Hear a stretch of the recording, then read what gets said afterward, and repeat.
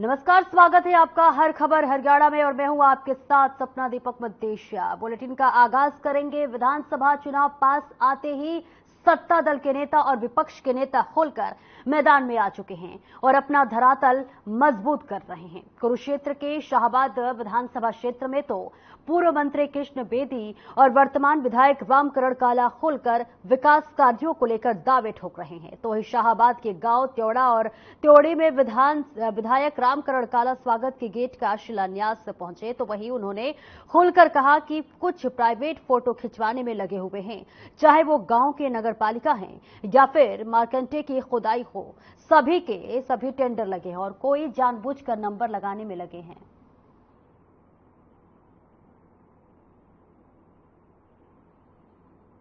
त्योड़ी की जो सरपंच रंजीत और अपना त्योड़ी थे और हमारे बुजुर्ग मंत्री और सारे गाँव के बड़े प्राचीन त्योड़ा, मैं दोनों सरपंच का बहुत बहुत धन्यवाद करूँगा और पूरे गाँव का त्योड़ा करूँगा। आज पहले जो मतलब थोड़ा काम रुके थे 40 के बाद, जो भी काम धर्मशाला के या आपको खेत के रास्ते कोई भी है जिसके टेंडर लग रहे हैं सारे, चाहे कोई बाबा मार्केंडे खुदाई का है, चाहे नदी नाले का कोई भी, 6 महीने पहले टेंडर लग रहे।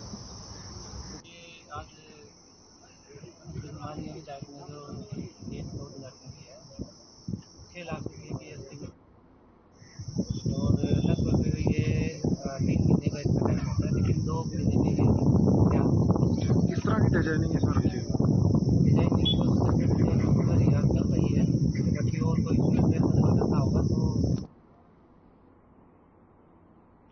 तो वहीं अंबाला में कांग्रेस प्रदेशाध्यक्ष उदय भान और पूर्व मुख्यमंत्री भूपेंद्र सिंह हुड्डा कार्यकर्ताओं सम्मेलन करने और अंबाला लोकसभा में चुनाव जितवाने के लिए कार्यकर्ताओं का धन्यवाद करने पहुंचे। इस दौरान अंबाला लोकसभा सांसद वरुण चौधरी भी मौजूद रहे और इसके पश्चात कांग्रेस प्रदेशाध्यक्ष उदय भान और पूर्व मुख्यमंत्री भूपेंद्र सिंह हुड्डा ने प्रेस वार्ता को भी संबोधित किया। तो वहीं हरियाणा में लगातार हो रही घोषणाओं पर पूर्व मुख्यमंत्री भूपेंद्र सिंह हुड्डा ने कहा कि घोषणाओं से कुछ नहीं होगा, जनता इन्हें नकार चुकी है। लोकसभा में ये हाफ हो गए, विधानसभा में साफ हो जाएंगे।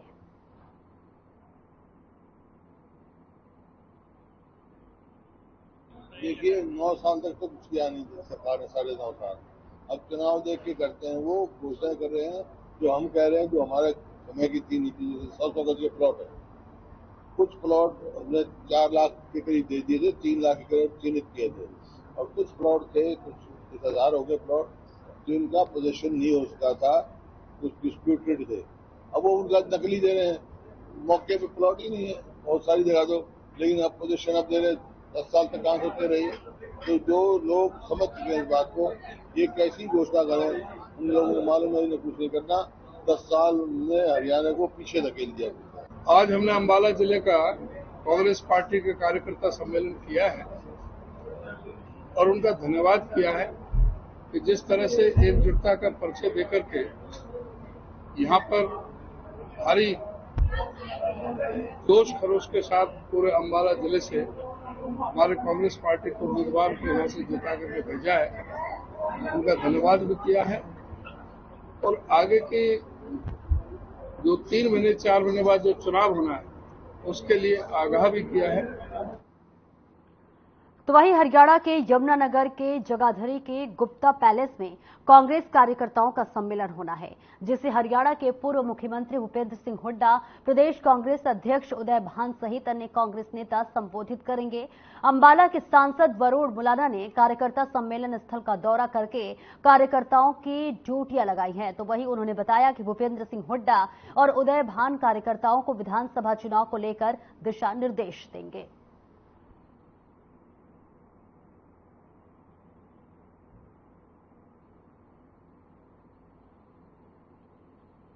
साधारण सा कार्यकर्ता हूँ कांग्रेस पार्टी का और उसी में खुश हूँ कि और सब हमारे नेतागण आए हुए हैं, हमारे साथी सब आए हुए हैं और मिलजुल के हम इस कार्यक्रम को जो है सफल बनाएंगे और सबके अंदर उत्साह है। और कल ही हमारे अंबाला लोकसभा के तीनों जिलों में ये कार्यक्रम है। पहला कार्यक्रम अंबाला में है, दूसरा कार्यक्रम यहां गुप्ता पैलेस में 2:30 बजे यमुनानगर का हो गया और तीसरा कार्यक्रम पंचकुला में 5:30 बजे रेड बिशप में है। तो वहीं सिरसा लोकसभा सीट से कांग्रेस की नवनिर्वाचित सांसद कुमारी सैलजा ने शनिवार को ओकलाना में हल्के के कार्यकर्ताओं की बैठक को संबोधित करते हुए कहा कि अब विधानसभा चुनाव जीतने के लिए संघर्ष और कड़ी मेहनत करने का समय आ गया है। उन्होंने आगे कार्यकर्ताओं से कहा कि सभी लोकसभा चुनाव की भांति एकजुट होकर विधानसभा चुनाव के लिए भी मेहनत करें, तभी राज्य में हमारी सरकार बनेगी और आप सभी लोगों की उम्मीदें पूरी हो सकेगी। उन्होंने इस दौरान वर्तमान बीजेपी सरकार पर जमकर हल्ला बोलते हुए कहा कि देश में बेरोजगारी बढ़ रही है, जीएसटी की आड़ में व्यवसाय खत्म कर दिए गए हैं। बीजेपी सरकार ने प्लॉटों की रजिस्ट्रियां बंद करके लोगों को परेशान किया है और इस काम से जुड़े हजारों लोगों को बेरोजगार कर दिया है।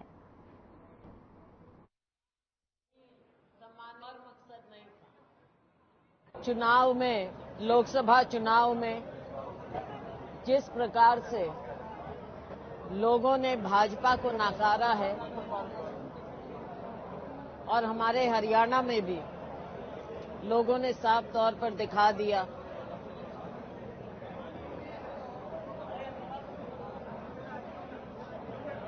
सब लोगों ने, छत्तीस बिरादरी ने, कि वो भविष्य की ओर कैसे देख रहे हैं।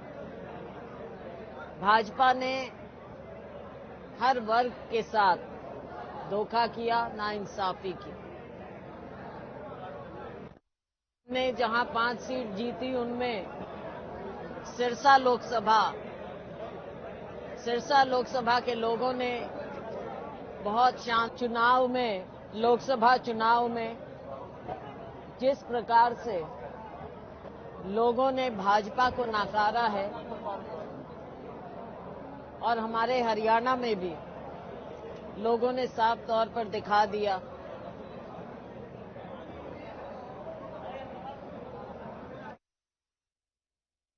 लोगों ने, छत्तीस बिरादरी ने, कि वो भविष्य की ओर कैसे देख रहे हैं।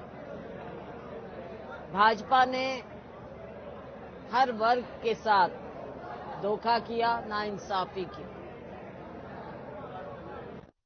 ने जहां 5 सीट जीती उनमें सिरसा लोकसभा के लोगों ने बहुत शानदार तरीके से कांग्रेस पार्टी को जिताया। यहां पर उपस्थित मेरे अपने ही परिवार के सभी सम्मान और मकसद नहीं था। आज आने का मेरा मकसद ये था, आ रहा था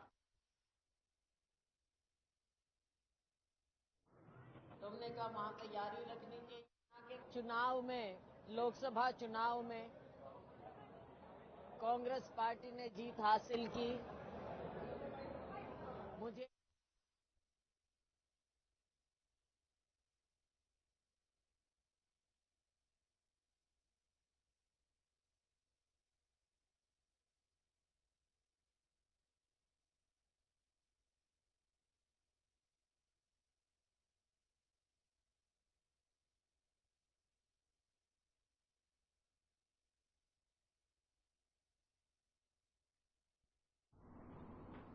और आगे बढ़ते हैं। इनेलो के प्रधान महासचिव एवं विधायक अभय चौटाला ने रविवार को स्थानीय राजगढ़ रोड स्थित चौधरी रिजॉर्ट में जिला स्तरीय कार्यकर्ता सम्मेलन का आयोजन किया। सम्मेलन को संबोधित करते हुए अभय चौटाला ने कहा कि लोकसभा चुनाव के परिणामों से निराश होने की जरूरत नहीं है। लोकसभा चुनाव एनडीए और इंडिया गठबंधन के बीच होकर रह गया था। विधानसभा चुनाव में परिणाम इसके विपरीत आएंगे और आगामी विधानसभा चुनाव में इनेलो पार्टी अपने कार्यकर्ताओं के बलबूते पर सरकार बनाने का काम करेगी। भूपेंद्र सिंह हुड्डा ने अपने बेटे को जिताने के लिए बीजेपी से साठगांठ करके उनको 5 सीटें जिताई और वरना विपक्ष 10 ही जीतता। राष्ट्रीय उपाध्यक्ष श्री रामभद्र गुप्ता जी, पार्टी के प्रदेश के अध्यक्ष पूर्व रेल मंत्री चौधरी रामपाल माजरा जी,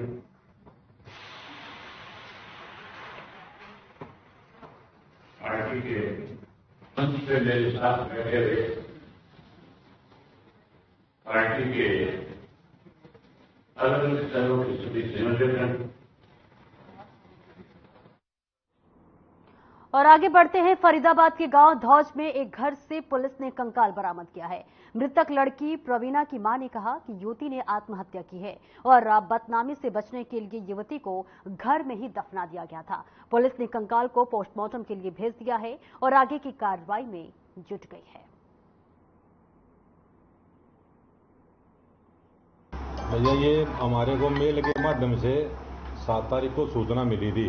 ताहिर नाम का व्यक्ति है दौद का, जो अपना सऊदी अरब में रह रहा 12-13 वर्ष से, और इसकी घरवाली अपने बच्चों के साथ यहाँ रह रही है। 8 बच्चे हैं। उसकी घरवाली की और उसकी आपस में अनबन रहती है। तो उसकी घरवाली की जो लड़की है प्रवीणा, वो 1 साल पहले किसी लड़के के साथ चली गई थी गाँव पे, तो वापिस आ गई थी। तो उसने अपना बेइज्जती महसूस करके घर में ही अपना हैंगिंग लगा ली है और उसके परिवार वालों ने और इसकी मां ने उसको घर में ही दफना दिया। क्या नाम है आपका? अनीपा। अनीता जी, आरोप है कि आपने बच्ची को मारकर घर में दबा लिया, क्या? नहीं बेटा, मारा नहीं है। क्या था पूरा मामला, बताओ, पूरी बातें बताओ, क्या हुआ था? वो घर से निकल गई क्या एक दफा। अच्छा। बेटा वाके हम लॉक लगा के सो गए और वहाँ ना आपने फांसी पे लटक गई चुन्नी से।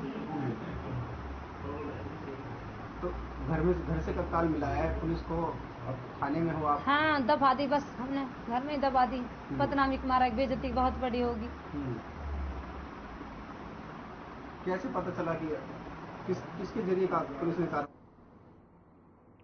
तो वही हरियाणा में अलग गुरुद्वारा कमेटी की मांग को लेकर फिर से मामला गरमाया है। महापंचायत में सिख समुदाय से जुड़े लोगों ने एकजुटता का परिचय देते हुए कई ऐलान कर दिए हैं। आपको बता दें कि इस महापंचायत का नेतृत्व गांव सौंकड़ा के सरपंच प्रतिनिधि भूपेंद्र सिंह लाडी ने किया, जिसमें प्रदेश भर से सिख समुदाय से जुड़े गणमान्य लोग पहुंचे। और इस दौरान हरियाणा सिख गुरुद्वारा प्रबंधक कमेटी की कार्यकारिणी द्वारा वैधानिक जिम्मेदारियों को निभाने में पूर्णतः असफल रहने के कारण चिंता और रोष जाहिर किया है। आपको बता दें कि बैठक के दौरान सरपंच प्रतिनिधि भूपेंद्र सिंह लाडी ने बताया कि तरावड़ी के ऐतिहासिक 9वीं पताशाही शीशगंज गुरुद्वारे में हुई महापंचायत में फैसला लिया गया है कि 1 हफ्ते के अंदर सिखों द्वारा बनाई गई 11 सदस्यीय कमेटी हरियाणा के मुख्यमंत्री नायब सैनी से मुलाकात करेगी।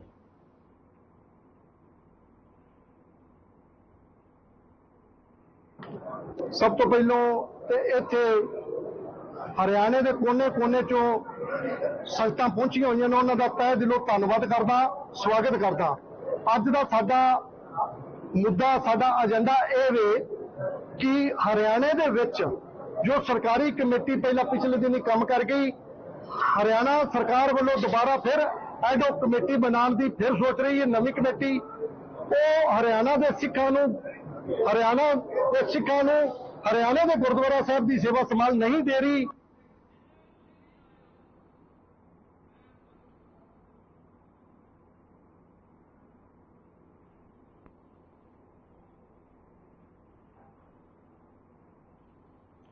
तो वहीं रेवाड़ी में रिटायर्ड कर्मचारी संघ ने अपनी मांगों को लेकर मोर्चा खोल दिया है। संघ ने चेतावनी देते हुए कहा है कि अगर उनकी जायज मांगों को नहीं माना गया तो विधानसभा में इसका खामियाजा भुगतना पड़ेगा। संघ की मांग है कि 65 से 70 साल की आयु में 15% की बढ़ोतरी करना, इसी के साथ कम्यूटेशन का पैसा 15 की बजाय 12 वर्षों में काटना, मेडिकल भत्ता 1000 से 3000 करना, वही पुरानी पेंशन लागू करने समेत और भी दूसरी मांगे रखी गई है।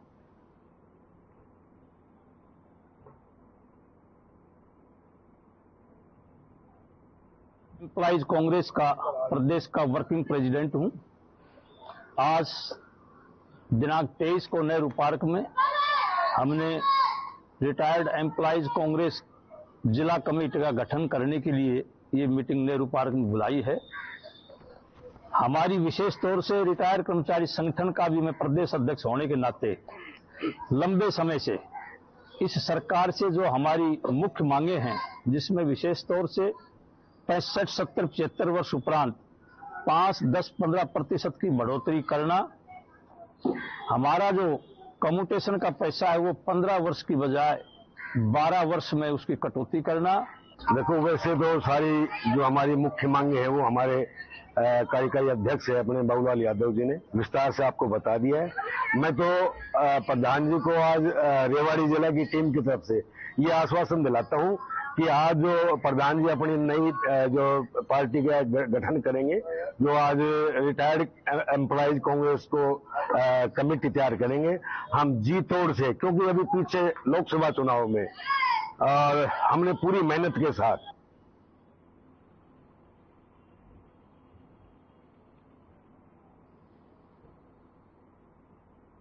तो वहीं फरीदाबाद में लोगों को भीषण गर्मी से राहत मिली है। आपको बता दें, फरीदाबाद में झमाझम बारिश हुई।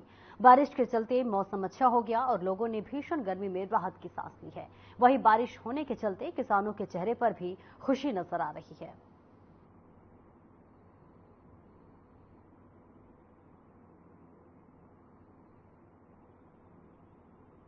भारत सरकार ने किसानों को बड़ी राहत देते हुए 14 फसलों पर एमएसपी बढ़ाई है, लेकिन एमएसपी के बढ़ाए जाने के बावजूद किसान खुश नहीं हैं। किसानों का कहना है कि धान की फसल पर पिछले साल के मुकाबले 400 रुपए खर्चा ज्यादा आ रहा है, जबकि एमएसपी 117 रुपए बढ़ाया गया है।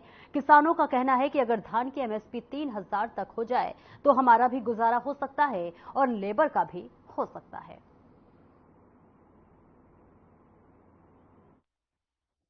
तो है सरकार ने, पर जो जीरी पे कम दई है, जैसे सूरजमुखी पे बिल्कुल ठीक है, मूंगी की दाल पर ठीक है, पर ये एमएसपी दई तो है, ये सरकार उठाती तो है नहीं। जैसे अब के तो उठा ली इन्होंने, पिछले बार इन्होंने हमारी 400 रुपए थी सूरजमुखी, 6000 के पैसे दिए इन्होंने, उसका क्या लाभ है? 400 रुपए हमारे रख लिए, वादा किया था फिर नहीं पूरे किया हमारा साथ। अब जो बढ़ाए 117 रुपए वो भी कम है जी, जो जीरी 4000 रुपए लगाई होगी जी एकड़ की। गांव शाहपुर का जी बलकार सिंह। रेट एमएसपी का जी 117 रुपये बताया, पर वैसे कम है जी बहुत जी, क्यों जी उससे जान तो लेबर पड़ गई जी। जो पिछले साल 3000 रुपये किला लग रहा था, लेबर ने 4000 रुपये किला कर दिया जी। सारी चीज महंगाई है, खाद महंगा, अब दवाई महंगी जी। 100 उसमें कुछ 2000 रुपये का फर्क, 3000 का फर्क पड़ना, लेबर ज्यादा पड़ गई जी, खर्चा ज्यादा है जी। खुश तो है, चलो उनके गवर्नमेंट के क्या जोर है, जितना बना दिया पर कट है जी। कितने होने चाहिए था? कम से कम भी 3000 रुपये जीरी बीघा, जीरी कणक, फिर उस जिम्मेदार ने थोड़ा बहुत बचा दिया। खर्चा बहुत है जिम्मेदार का जी। महंगाई तो फिर भी मारा लेगा, 20 रुपए किलो का लेगा, 2 रुपए किलो दे रही गवर्नमेंट, तो फ्री में दे रही है। उनमें महंगाई से क्या फर्क पड़ रहा है जी? तो हमारे पास पूरा 20 रुपए किलो बाई ले रहे हैं यार, 2 रुपए दे रहे। हाँ चलो बताया जी 117 रुपये, उससे हम चलो खुश हैं, पर फिर भी कम है जी, जो हमारे पर खर्चे पड़ते हैं लेबर के उस हिसाब से कम है। तो जे 3000 रुपये रेट हो जाए हमारा, फिर हमारा भी हो सकता है गुजारा और हमारे लेबर का भी हो सकता है।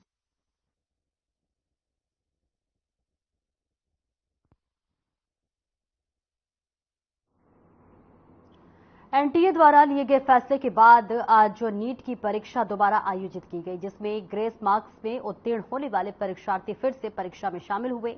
परीक्षा को लेकर झज्जर में भी 2 सेंटर बनाए गए, जिनमें एक सेंटर झज्जर बहादुरगढ़ मार्ग पर स्थित केंद्रीय विद्यालय और दूसरी सेंटर पुलिस लाइन में डीएवी स्कूल शामिल था। देखिए, दोनों ही सेंटरों पर करीब 594 परीक्षार्थी शामिल हुए। आपको बता दें कि शांतिपूर्ण और कदाचार मुक्त परीक्षा कराने के उद्देश्य से सुरक्षा व्यवस्था के पुख्ता इंतजाम किए गए थे। तो वहीं परीक्षा शुरू होने से पूर्व जिला उपायुक्त शक्ति सिंह ने दोनों ही परीक्षा केंद्रों का दौरा किया। इस दौरान उन्होंने सुरक्षा व्यवस्था का जायजा लिया और वहां मौजूद प्रशासनिक अधिकारियों और परीक्षा केंद्र को संचालित करने वालों को उचित दिशा निर्देश दिए। और देखिए, इस मौके पर जिला उपायुक्त ने कहा कि परीक्षा केंद्र के आसपास धारा 144 लगाई गई है। बाहरी हस्तक्षेप व प्रवेश पूरी तरह से वर्जित है और कोताही व लापरवाही बरतने वालों के साथ सख्ती से निपटने के पुख्ता इंतजाम किए गए हैं।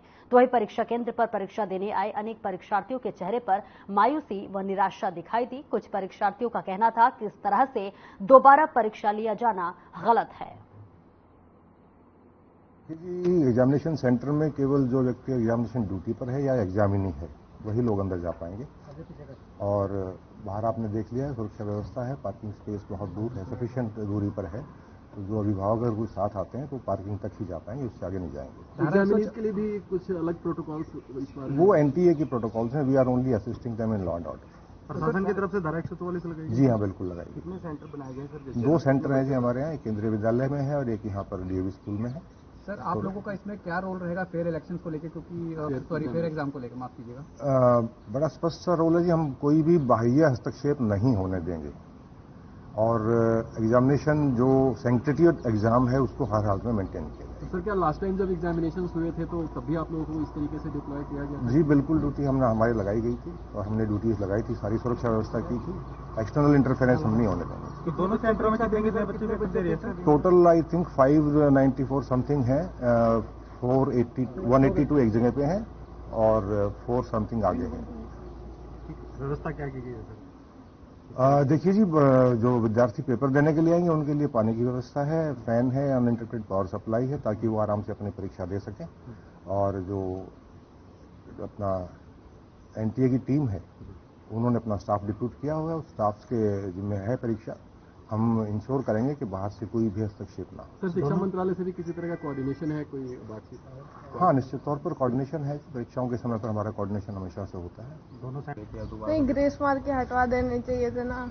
फिर अब कल ही पता चला था मेरे को तो कि आज का मेरा पेपर है, इतनी जल्दी में ना तैयारी हुई ना कुछ, तो पेपर तो खराब ही जाएगा। पेपर तो एक हफ्ता पहले कैंसिल कर दिया गया था और फिर आ गया था 23 तारीख को। तो एडमिट कार्ड वगैरह का तो जगह की तो होनी थी ना, तो उसके बारे में तो मेरे को कल ही पता चला। एग्जाम कौन से सेंटर में था आपका? हरदयाल में। हरदयाल में क्या कुछ हुआ था उस दिन?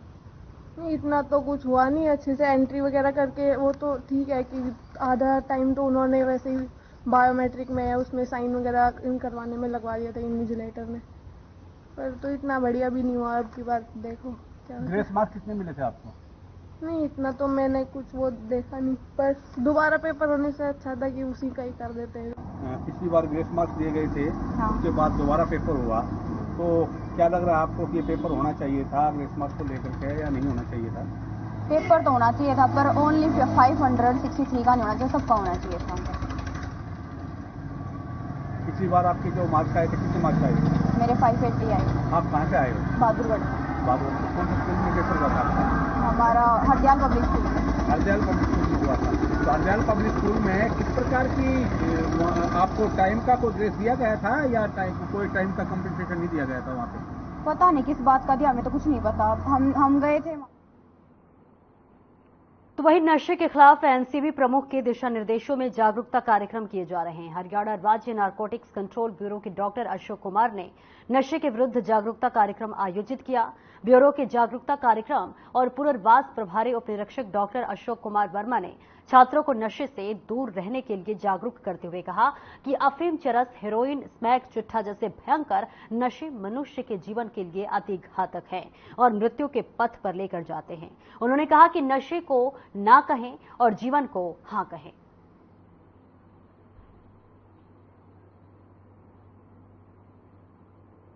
और फिलहाल मेरे साथ इस बुलेटिन में इतना ही। खबरों का सिलसिला आगे भी जारी रहेगा। दीजिए इजाजत, नमस्कार।